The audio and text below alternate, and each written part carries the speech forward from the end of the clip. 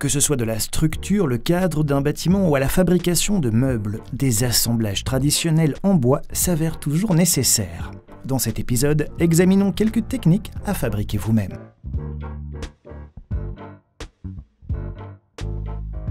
Un assemblage en mortaise avec un renfort d'épaulement, ce joint vient sur le coin où le tenon bénéficie d'un épaississement pour se renforcer, le renfort d'épaulement. La poutre se coupe sur mesure et vous indiquez immédiatement la largeur de la poutre que vous souhaitez connecter. Astuce, dessinez une petite ligne et repassez ensuite à l'équerre. On ne sait jamais que la poutre soit légèrement inclinée alors que l'équerre, elle, sera bien droite. On commence toujours par l'ouverture, la mortaise. Indiquez-la, il sera plus facile d'ajuster le tenon par la suite que l'inverse. Dans notre cas, 17 mm à partir du bord, puis un trou de 12 mm. Il y a beaucoup de mesures pour déterminer la rainure. Vous pouvez également opter pour un trusquin. Cet outil vous permet de transférer des distances égales à chaque fois. Notre dimension de 17 mm peut se fixer entre un butoir et le clou, après quoi vous gravez une ligne de cette dimension dans le bois travaillé. Attention, éloignez le mouvement, n'allez jamais vers vous. Vous devez également indiquer où sera placé le renfort d'épaulement.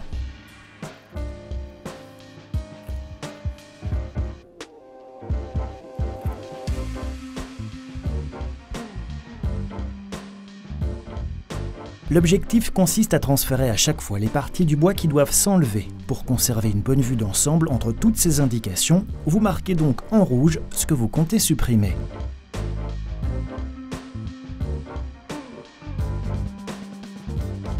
Avec la défonceuse, nous enlevons la partie la plus profonde du tenon, mais pas encore la partie moins profonde du renfort d'épaulement.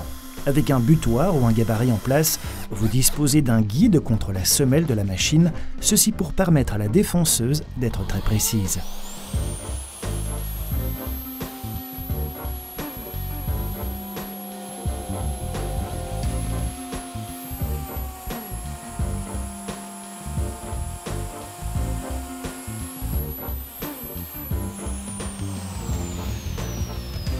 Le morceau du renfort d'épaulement peut s'enlever plus rapidement en sciant d'abord les rainures avec une scie à main. Puis en ciselant soigneusement l'excédent.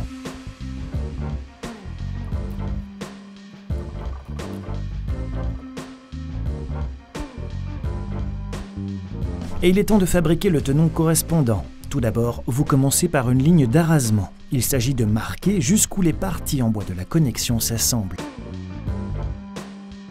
Aussi profonde que sera la mortaise, vous réaliserez un tenon à la taille correspondante, mais laissez toujours 2 mm de jeu. De cette façon, il reste de la place pour que le bois puisse travailler et vous évitez que la liaison de la mortaise soit trop tendue lors de l'assemblage. Tracez la ligne sur tous les côtés et marquez la ligne d'extrémité d'une croix qui indique que vous devez scier tout le long de cette ligne. Assemblez les montants et les traverses correspondants, prenez les mêmes mesures que précédemment avec le trusquin et rayez-les. Répétez l'opération de l'autre côté. Pour marquer l'épaisseur du tenon, vous pouvez simplement superposer les pièces les unes sur les autres. Il existe une autre alternative. Vous pouvez utiliser sur le trusquin 2 clous pour ajuster l'épaisseur du tenon, ici 12 mm.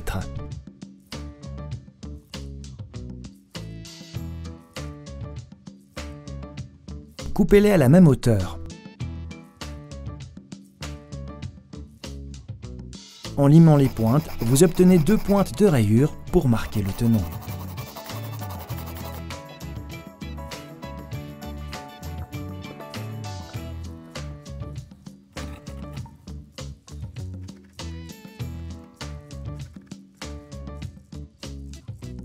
Positionnez les poutres ensemble et indiquez le renfort d'épaulement.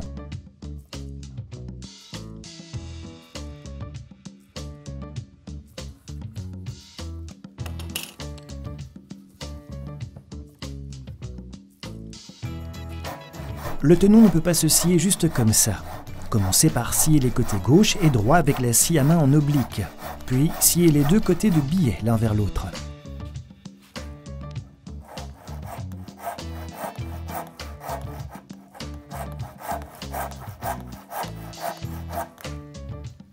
Sciez ensuite la dernière partie directement en bas. De cette façon, vous serez plus sûr d'obtenir une coupe droite,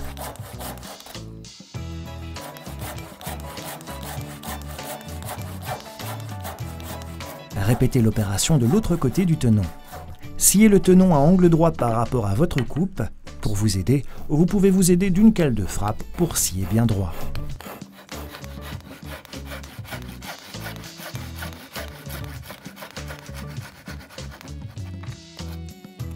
Tenez le tenon à côté de la rainure et marquez l'emplacement du renfort d'épaulement. Tracez cette ligne sur le tenon.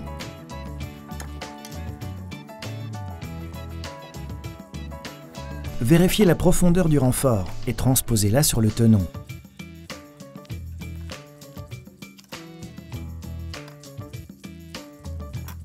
Puis sciez soigneusement.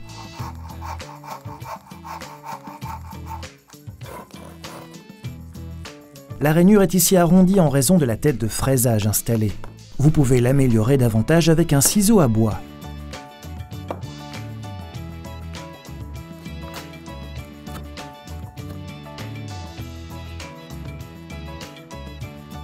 Enfin, vous terminez le tenon avec des bords obliques. De cette façon, la colle trouvera une meilleure prise autour du tenon, ce qui évitera également que le tenon ne se déchire lorsque vous frappez au marteau à bois pour la fixation.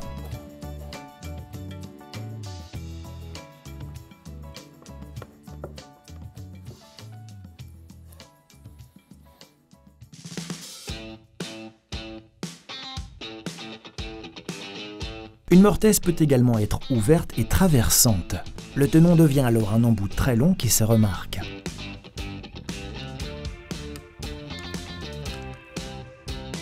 La technique reste toujours la même. Commencez toujours par faire la rainure.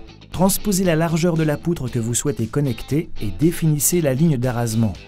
Ici aussi, optez pour le trusquin afin de marquer la rainure. Sciez la rainure le long des lignes de coupe rayées. Vous pouvez découper la rainure avec le ciseau à bois, mais ne partez pas de la ligne elle-même. Le ciseau tire légèrement vers l'intérieur et vous aurez mordu votre ligne. Coupez davantage couche par couche jusqu'à atteindre le milieu. Puis retournez la poutre et recommencez.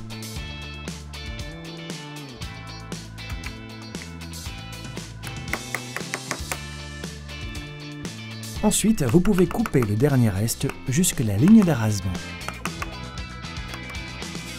Là encore, il s'agit de tracer la ligne d'arasement, puis vous allez ajouter le tenon.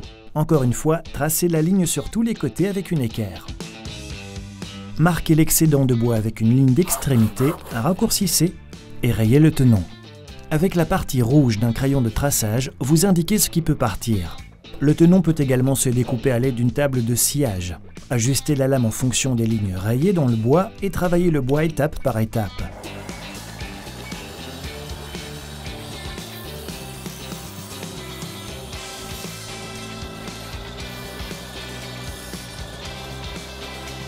Répétez l'opération de l'autre côté.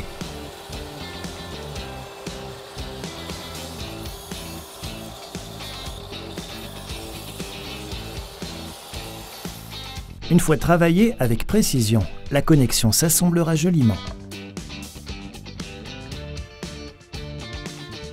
La mortaise ne doit pas forcément se terminer à un coin, mais peut aussi être le prolongement de la traverse. On obtient une connexion en T et qui est ici non traversant. Encore une fois, commencez par la rainure. Rayez les bonnes dimensions, marquez ce que vous souhaitez ôter et fraisez la rainure.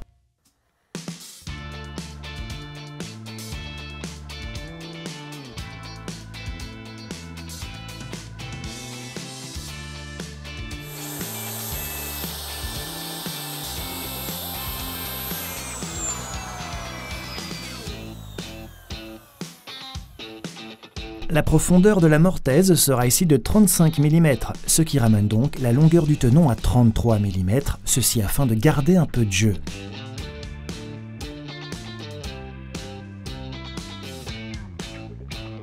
Marquez la ligne d'extrémité d'une croix et tracez la ligne le long de tous les côtés de la poutre.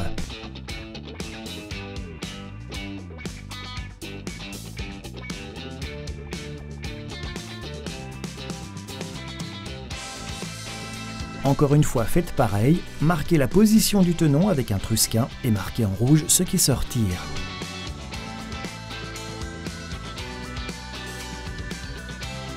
Sciez le tenon bien soigneusement.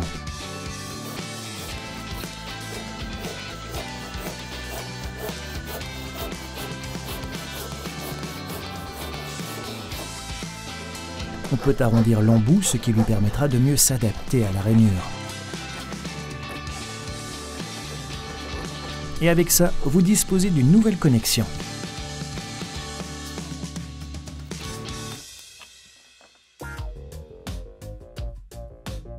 Une connexion de coin avec un tenon combine un tenon traversant et un tenon qui se connecte à celui-ci.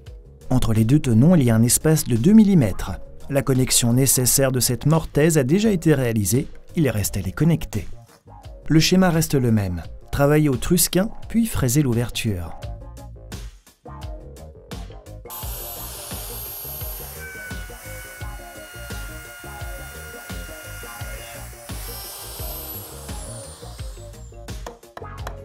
En arrondissant avec la broche de fraisage, cela permet une insertion plus facile du tenon.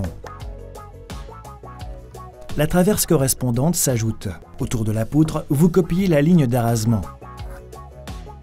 À l'endroit où la connexion ressort, laissez à nouveau un jeu de 2 mm, ce qui aboutit finalement à la ligne d'extrémité.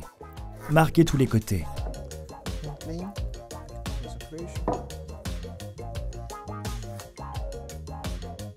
Avec la partie hachurée, l'embout nous apparaît de suite plus clairement. Maintenant, il ne vous reste plus qu'à le scier.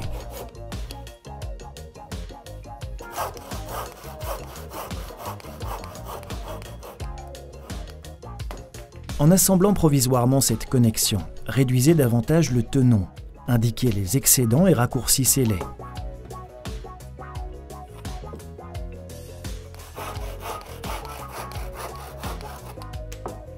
Coupez encore les bords et il s'adaptera parfaitement.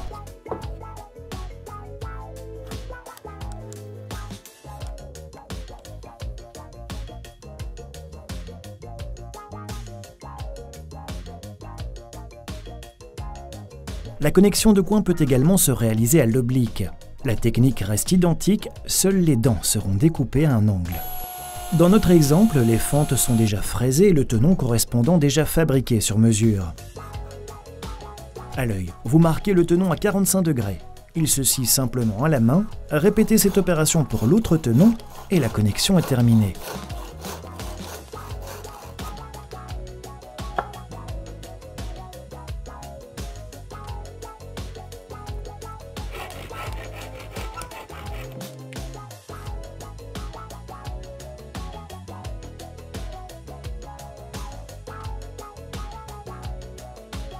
Pour cette variante de l'assemblage en tenon et mortaise, vous créez un tenon ordinaire en réduisant la largeur du tenon d'un quart.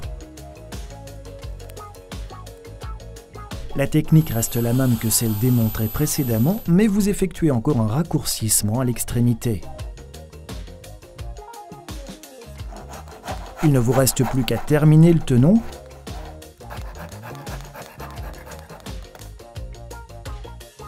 Et si nécessaire, vous pouvez ciseler davantage le long de cet épaulement si le joint se veut encore trop serré.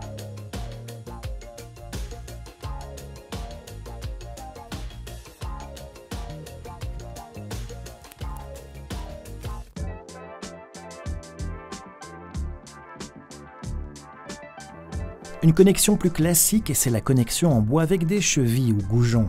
Il est très important qu'il soit bien droit des deux côtés. Et pour ce faire, nous utilisons un gabarit. Tout d'abord, il y aura une ligne directrice qui alignera les deux pièces de bois.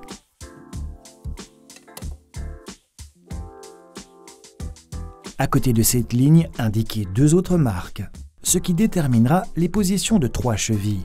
Les mesures ne sont pas si importantes, mais bien le fait que les positions soient transposées de manière égale. Ajustez le forêt à bois dans le gabarit avec du ruban adhésif de façon à ce qu'il sorte juste au-dessus de la moitié du goujon. Placez le gabarit aux positions marquées et percez.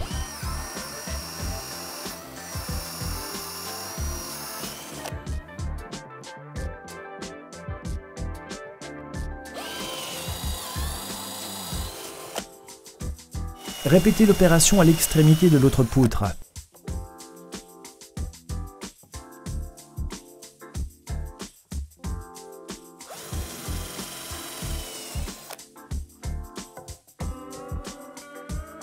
Ensuite, vous pouvez placer les chevilles et les enfoncer plus fermement, ceci à l'aide de quelques coups de marteau en bois.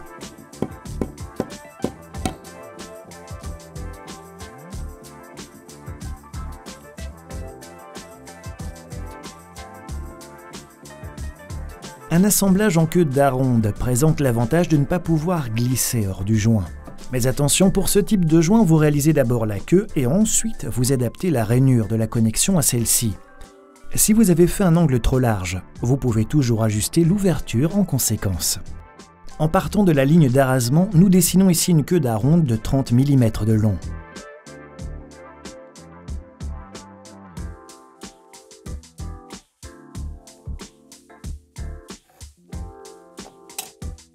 L'inclinaison sera de 10 mm.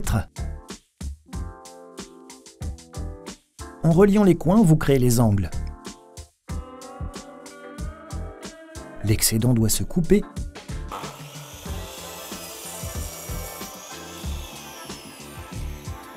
Et les angles ensuite s'adapter.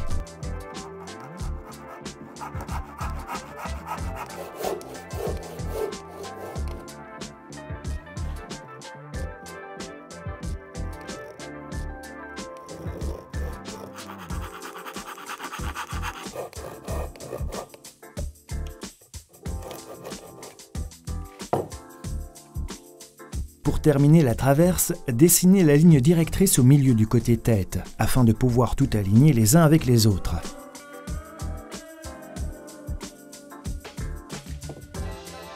Tracez les contours, aussi le long du côté adjacent.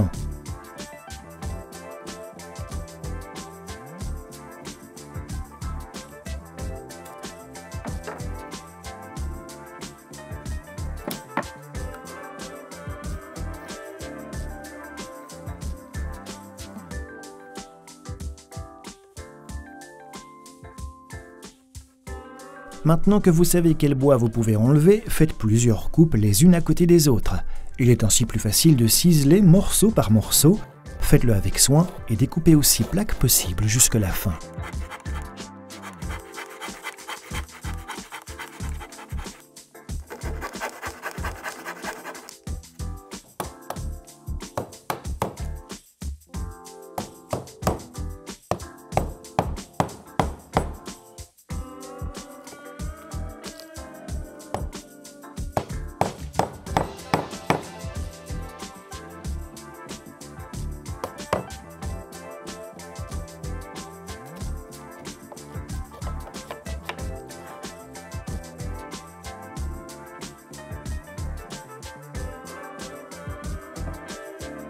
Il s'agissait ici de quelques exemples d'assemblage classiques pour le bois.